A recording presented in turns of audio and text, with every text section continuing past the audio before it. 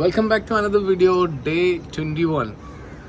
So happy 21ാമത്തെ ഡേയിൽ ഈ ഒരു വീഡിയോ ചെയ്യുമ്പോൾ ഞങ്ങൾ ഇന്നലെ നൈറ്റ് മണി കോൺക്ലേവിൽ അവിടെ സ്പേസൊക്കെ പോയി നോക്കി. സോ ഇന്ന് ഞങ്ങൾ കംപ്ലീറ്റ്ലി മണി കോൺക്ലേവിലായിരുന്നു. ഒരു മോർണിംഗ് ഇവിടുന്ന് ഞങ്ങൾ ഫ്ലാറ്റിൽ നിന്ന് ഞാനും മുസ്തും പോയി. നമ്മൾ ടീം എല്ലാവരും ഉണ്ടായിരുന്നു. ഞങ്ങൾ അവിടെ പോയി. അവിടുന്ന് അത്യാവശ്യം നല്ലൊരു പ്രോഗ്രാം. എനിക്ക് തോന്നുന്നു ഇന്ത്യയിൽ ഇങ്ങനെ ഒരു മണി കോൺക്ലേവുമായിട്ടൊരു ഫിനാൻഷ്യൽ പോലുള്ളൊരു സമ്മിറ്റ് ഇതുവരെ ഉണ്ടായിട്ടില്ല എന്നുള്ളതാണ്. ഇതുപോലെ ഒരു കേരളത്തിൽ പ്രത്യേകിച്ച് ഉണ്ടായിട്ടില്ല എന്നുള്ളത്. അപ്പോൾ ആ ഒരു പ്രോഗ്രാം ഭയങ്കര ഹാപ്പിയാണ്. കാരണം നമ്മളുമായിട്ട് അസോസിയേറ്റ് ചെയ്യുന്നൊരു ടീം തന്നെയാണ് എക്സ്പ്രസോ ഗ്ലോബൽ. അവരുടെ ഒരു വലിയൊരു ഇനീഷ്യേറ്റീവാണ്. അതുപോലെ തന്നെ എനിക്കറിയാവുന്ന എൻ്റെ ഏറ്റവും അടുത്ത സുഹൃത്ത് അഫ്താബ് ഖാൻ്റെ സുഹൃത്ത് ഇബ്നു ജാല, അതായത് ഫിൻകോ യൂണിവേഴ്സിറ്റിയുടെ ഇബ്നു ജാല, രണ്ടുപേരും തമ്മിലാണ് ഈ ഒരു പ്രോഗ്രാം പ്ലാൻ ചെയ്ത് രണ്ടുപേരും പാർട്ട്ണർഷിപ്പിലാണ് ഈ ഇനീഷ്യേറ്റീവ് എടുക്കുന്നത്. It's very impressive initiative in the sense ഇത് മാർക്കറ്റിംഗിൽ ഇവർ വിജയിച്ചു. ആളുകൾ അത്യാവശ്യം നല്ല രീതിയിൽ വന്നിട്ടുണ്ട്. ഒബ്വിയസ്ലി ഒരു പ്രോഗ്രാം നടത്തുമ്പം എല്ലാ ഏരിയയിലേക്കും ഇപ്പം ഇവന്റ് മാനേജ്മെന്റ് ടീമിന് എത്തിപ്പെടാൻ പറ്റണമെന്നൊന്നുമില്ല. ഇപ്പോൾ ചെറിയ ചെറിയ എന്താ പറയുക ഗ്യാപ്പുകൾ ഒഴിച്ച് ബാക്കിയെല്ലാം അതൊരു ചലഞ്ചസ് ആണ്. ആ ഗ്യാപ്പുകൾ എന്ന് പറയുന്നത് അത് നോർമലി ഉണ്ടാവുന്ന എല്ലാ ഇവന്റുകൾ നടത്തുമ്പോൾ ഫേസ് ചെയ്യുന്ന ചലഞ്ചുകളാണ്. അപ്പോൾ അത് നമ്മൾ അക്സെപ്റ്റ് ചെയ്യാന്നുള്ളതാണ്.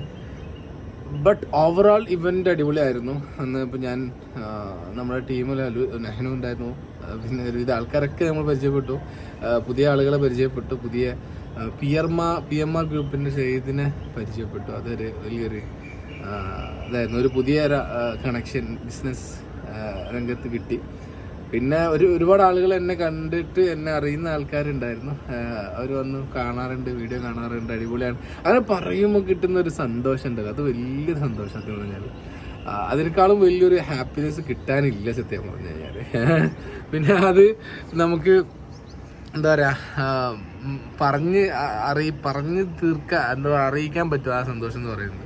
നമ്മൾ ചെയ്തു വെച്ച എന്തൊക്കെയോ കാര്യങ്ങൾ പല ആളുകൾക്കും ഇൻസ്പയർ ആവുന്നുണ്ട്. പല ആളുകളും നമ്മൾ വീഡിയോ കണ്ടിട്ട് വീഡിയോ ചെയ്യാൻ തുടങ്ങി എന്നൊക്കെ പറയാറുണ്ട്. സോ അത് വലിയൊരു ഹാപ്പിനെസ് ആണ്. ദെൻ ഓവറോൾ മണി കോൺക്ലേവിലായിരുന്നു. അപ്പം കംപ്ലീറ്റ്ലി നമ്മുടെ ഇപ്പോൾ സുഹൈലാണെങ്കിൽ എല്ലാവരും വൻ തിരക്കിലായിരുന്നു കേട്ടോ. പിന്നെ അറിയാലോ ഒരു ഇനീഷ്യേറ്റീവ് തുടങ്ങുമ്പോൾ അതിനായിട്ട് ടെൻഷൻസും കാര്യങ്ങളൊക്കെ അവരുടെ ഒഫീഷ്യൽസിന് ഉണ്ടാവുമല്ലോ. So overall okay. Arjun Mohan ഉണ്ടായിരുന്നു.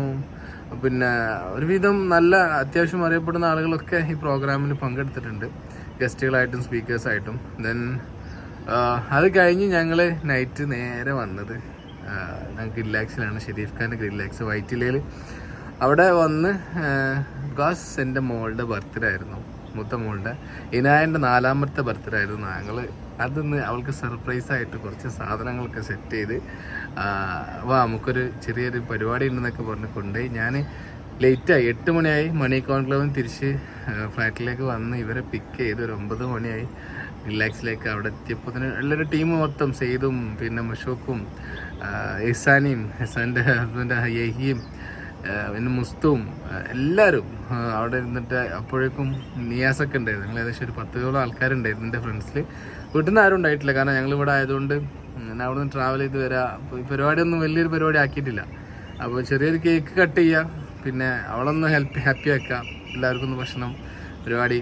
പക്ഷേ അതിൽ എന്താ പറയുക, നമ്മളെ ഈ ചെറിയ കുട്ടികളൊക്കെ മനസ്സ് ഭയങ്കര ചെറുതാണ്. അപ്പം എൻ്റെ മോളെപ്പോഴും പറയാം ബാർബിൻ്റെ കേക്ക്. കാരണം ഇവള് ഈ കാർട്ടൂണൊക്കെ കാണുമ്പോഴും ബാർബി എന്താ പറയുക ബാബി ഗേൾ ഈ സോങ് എപ്പോഴും കേൾക്കാൻ ഭയങ്കര ഇഷ്ടമാണ്. അപ്പോൾ വണ്ടിയിലാണെങ്കിലൊക്കെ ഇങ്ങനെ കേട്ടുകൊണ്ടിരിക്കും. അപ്പോൾ ഇവർ ഡിമാൻഡ് ചെയ്യുന്ന ചില കാര്യങ്ങൾ നമ്മൾ നടത്തി കൊടുത്തില്ലെങ്കിൽ ഓൽക്കും ഒരു ടെൻഷനാണ്, എപ്പോഴും ചോദിച്ചുകൊണ്ടേയിരിക്കും. അപ്പോൾ ആ സാധനം ചെയ്ത് കൊടുത്തപ്പോൾ പിന്നെ ഓൾക്ക് സമാധാനമായി, പിന്നെ ഞങ്ങൾക്ക് വേണ്ട. അപ്പം ബാർബിൻ്റെ കേക്ക് കൊണ്ടുവന്നപ്പോൾ എന്നോട് പറയുകയാണേ ബാബിനെ കട്ട് ചെയ്യണ്ടാന്ന്. അതായത് അപ്പോൾ ബാബിനെ കട്ട് ചെയ്യണ്ട, ആ കട്ട് ചെയ്ത പാവല്ലേ എന്നൊക്കെ പറഞ്ഞു. അവന് കട്ട് ചെയ്ത് കേക്കല്ലേ, നമുക്ക് കട്ട് ചെയ്ത് തിന്നപ്പോൾ എന്ന് പറഞ്ഞു. നല്ല കേക്കായിരുന്നു, അടിപൊളിയായിരുന്നു. സോ ഇതാണ് ഇന്നത്തെ ഒരു ഓവറാൾ അപ്ഡേറ്റ് എന്ന് പറയുന്നത്. സോ ഇന്നലെ ഈ പറഞ്ഞ പോലെ എക്സസൈസ് എടുക്കാൻ പറ്റിയിട്ടില്ല ശരിക്കും പറഞ്ഞാൽ. ഞങ്ങൾ ഭയങ്കര ടയേർഡായി. രാവിലെ ഇറങ്ങി അവിടെ പോയി പിന്നെ അത് കഴിഞ്ഞ് വന്ന് നല്ലോണം ടയേർഡായെന്ന് വെച്ച് കഴിഞ്ഞാൽ നല്ലോണം ടയേർഡായി. കാരണം എനിക്ക് മൈഗ്രെയിൻ്റെ ചെറിയൊരു ഇഷ്യൂ ഉണ്ട്. അപ്പോൾ ഞാൻ ടാബ്ലറ്റ്സ് ഒക്കെ എടുത്തിട്ടാണ് ഇന്നലെ പോയത്. So happy, so cool and thank you for the support. 21 ഡേയിൽ എൻ്റെ കൂടെ നിന്നതിനും എന്നെ സപ്പോർട്ട് ചെയ്തതിലും ഒരുപാട് സന്തോഷം. Thank you very much. See you soon. വീണ്ടും കാണാം. സോറി ഇന്നത്തെ പോലെ ചെറിയൊരു എന്താ പറയുക ഒരു ടിപ്സ് കൂടി ഞാൻ ഷെയർ ചെയ്യാം. അതായത് ഇന്ന് പറയാനുള്ള ടിപ്സിൽ നിങ്ങൾക്ക് എത്രത്തോളം അത് അക്സെപ്റ്റ് ചെയ്യാൻ പറ്റുമെന്ന് എനിക്കറിയില്ല.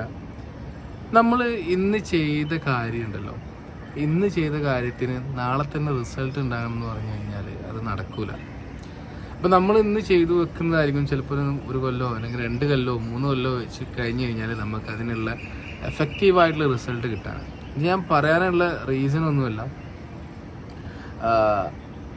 ഞാൻ മണി കോൺക്ലേവിന് പോയ സമയത്ത് ഞാൻ മണി കോൺക്ലേവിന് ഇത് പറയാനുള്ള റീസൺ ഒന്നുമല്ല. ഞാൻ മണി കോൺക്ലേവിന് പോകുന്നതിന് മുന്നേ രാവിലെ എന്താ പറയുക ഒരു പ്രോഗ്രാമിന് പോയിട്ടുണ്ടായിരുന്നു.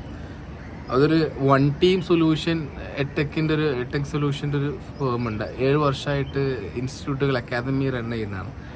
അവർ ഡിജിറ്റൽ മാർക്കറ്റിങ്ങിൻ്റെ കോഴ്സ് 150ാമത്തെ ബാച്ചിൻ്റെ ഓറിയൻറ്റേഷൻ ഡേയിൽ ഞാനായിരുന്നു ഗസ്റ്റായിട്ട് പോയിട്ടുണ്ടായിരുന്നത്. സോ അർജുനാണ് അതിൻ്റെ cofounder, one of the cofounder.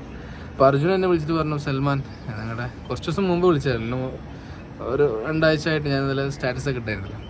അപ്പോൾ അവിടെ പോയി അവിടെ ഏകദേശം 10-12 സ്റ്റുഡൻസ് ആയിരുന്നു ഓറിയൻ്റ്. അവർ എല്ലാ മാസവും ബാച്ചിൽ ഒരു 12 സ്റ്റുഡൻസൊക്കെ 12-15 സ്റ്റുഡൻസ് മാക്സിമം അവരെടുക്കാറുള്ളൂ.